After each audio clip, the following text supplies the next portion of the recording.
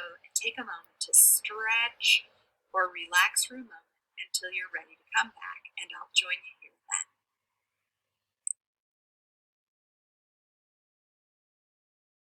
So for your second focusing question task of the module, you are going to get to create your very own original Juster-like character using wordplay, and then you'll write a snapshot of your character. As part of your planning, we're going to begin brainstorming some ideas together, but first, let's take a closer look at what the task actually is. This is going to help you to know what's coming. There's really no need for you to have the task sheet at all. We can just go over the information together, and I will point out some highlights as we go along. Follow along as I read through the purpose of the task.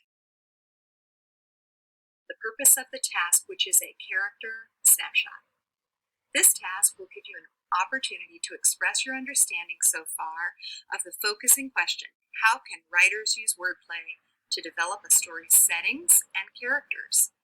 The short narrative writing piece you will create for this task will help you prepare to craft longer narrative pieces for focusing question task 3 and the end of module task.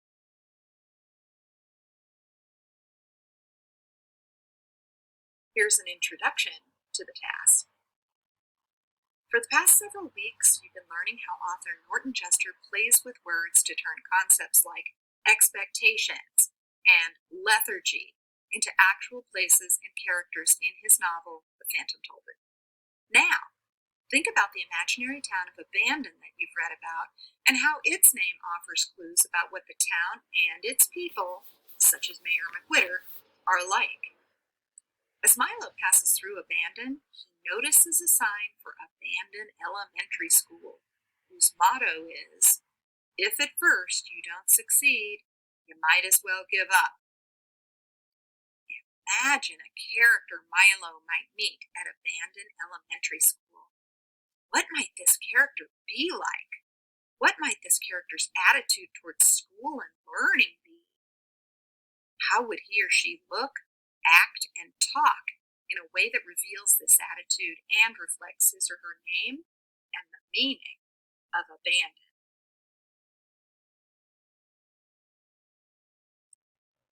Here's what you've been waiting for, the actual task.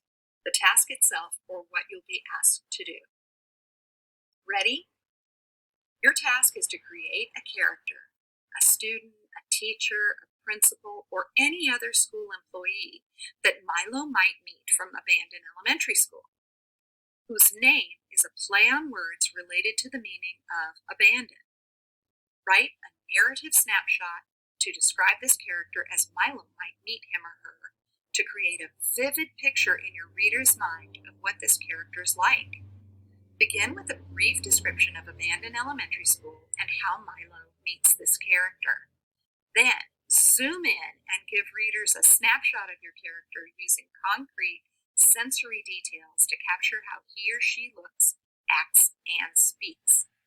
Remember, your description should reflect the wordplay of your character's name and the meaning of abandon. Revise your writing to add vivid verbs and concrete sensory details to make your character come alive for your readers.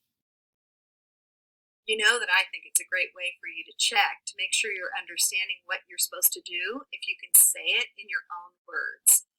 Pause the video for a moment and try that now. Explain the task in your own words.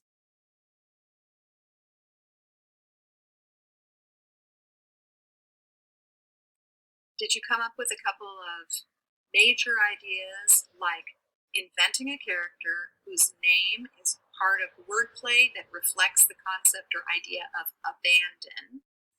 Then you'll have Milo meet that character, and then the character will be brought to life through a vivid description by you.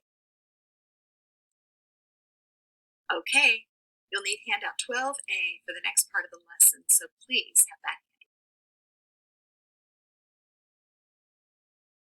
Before we begin brainstorming ideas for your character, it's important that you have a deep understanding of the word abandon. because your character's traits or personality will actually have to match the town of abandon and what abandon means. So here is what handout 12A looks like, and it's called a Frayer Model.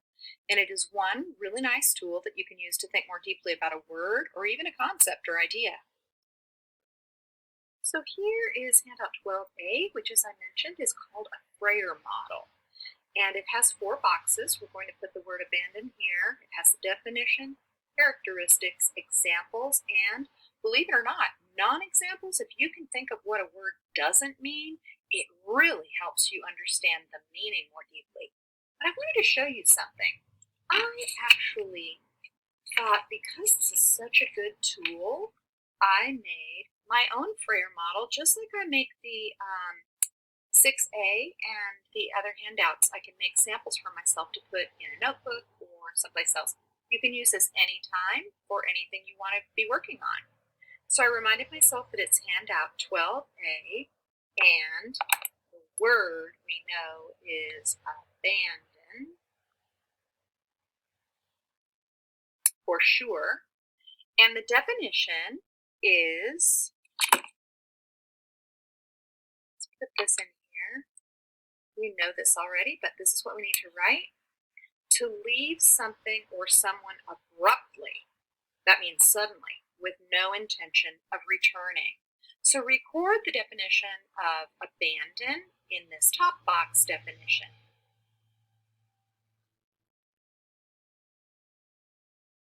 I also wanted to point out that on the other form, the other Frayer model, it said characteristics up here, which is very useful.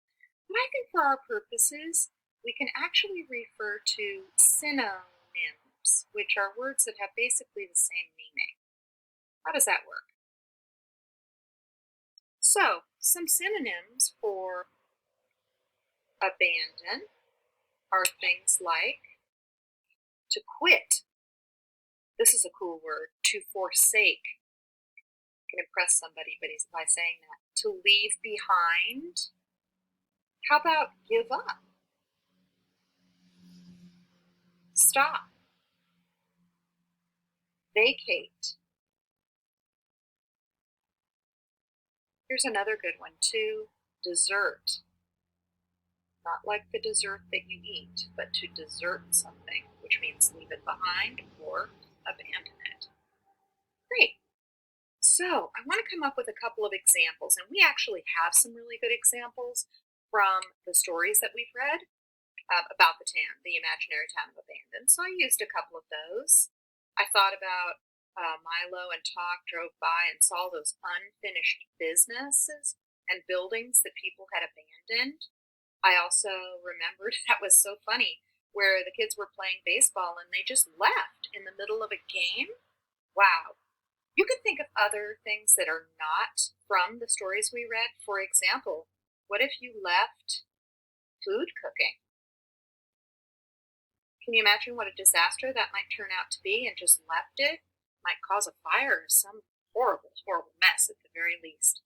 See if you can come up with a couple of other examples. There are lots in the stories that we read, but it's also going to be very helpful if you think of your own examples.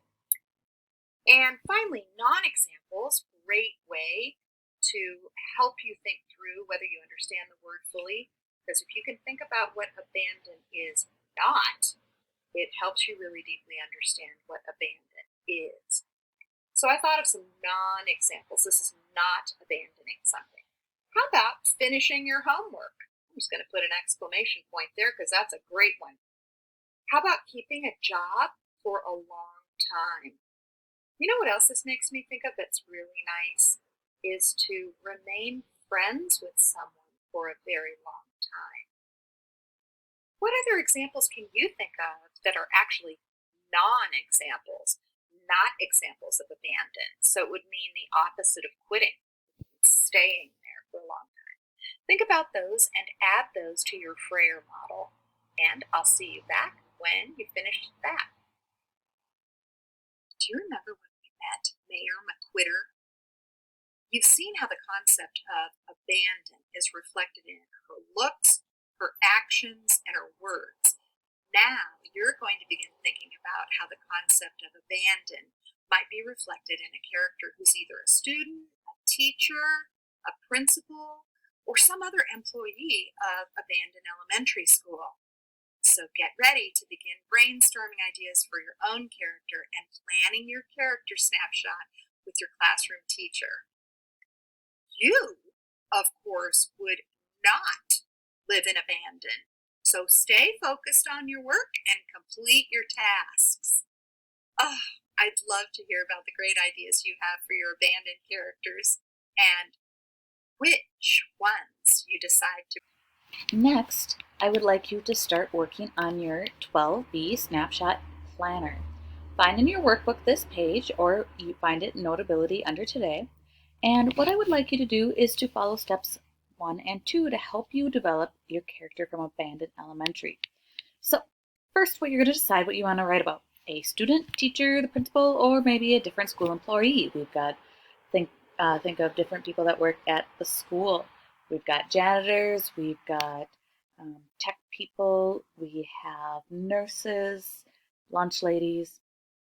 Then think about maybe what their name could be that is related to the word abandoned. Maybe you would like to look up on Google what a synonym for abandoned is again, or look at those examples, and that might help you figure out what that word might mean. Or you could look at what things are abandoned in the world.